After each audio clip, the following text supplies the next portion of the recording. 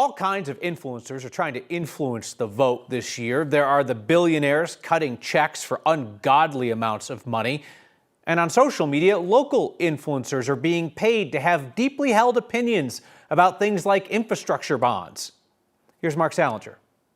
The people who influence your votes are changing. On one hand, you have the billionaires who've always funded campaigns, but on the other, we're starting to see the rise of social media influencers posting on behalf of campaigns to reach younger voters. When it comes to especially like influencing and reaching people where they are, a lot of it is about building community with your audience. Raina Kinston will be the first to tell you she wears a lot of hats. I like to say that I'm a community activist. I think a lot of people do also say that I'm an influencer, and I'm also running for office in House District 5 in 2026. She also understands the power of social media in reaching a younger audience that often doesn't vote.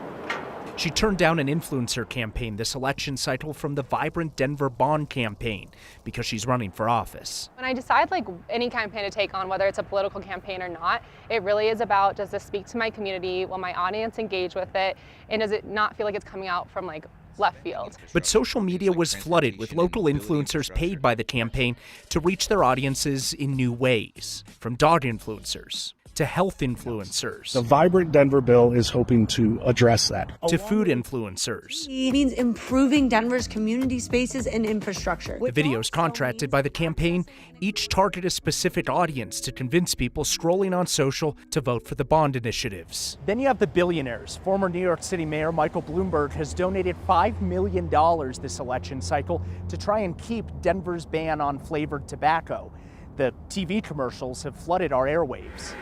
Here's what voting yes on 310 means. The Denver Clerk says it's the largest contribution made by an individual to a municipal race in the city ever. The first big campaign to take advantage of social media and influencers was the second Obama campaign. Chris Jennings is a journalism professor at MSU Denver. He says both Bloomberg and influencers are chasing after the same goal, just in different ways. They're targeting a particular section of voters too. I mean, if you look at where the money's spent and where they're advertising where these particular voters are. So when it comes to campaign strategy, it's actually really interesting. The Vibrant Denver Bond campaign tells me that they chose the influencers specifically to try and reach voters that are passionate about specific fields, everything from parents to book lovers to foodies, and they find influencers on those specific accounts that they believe will go to voters who are specifically interested in how the bond measure will impact things that they love. Sure, I think that makes sense. They are supposed to like disclose, right, that they're being paid to say this stuff? Yeah, at the bottom, everybody has like hashtag ad or hashtag partner or paid for by Vibrant Denver Bond campaign. I love some of them though that are like, yeah, I'm being paid for this, but also I would vote for it. But I believe But it. I'm also being paid.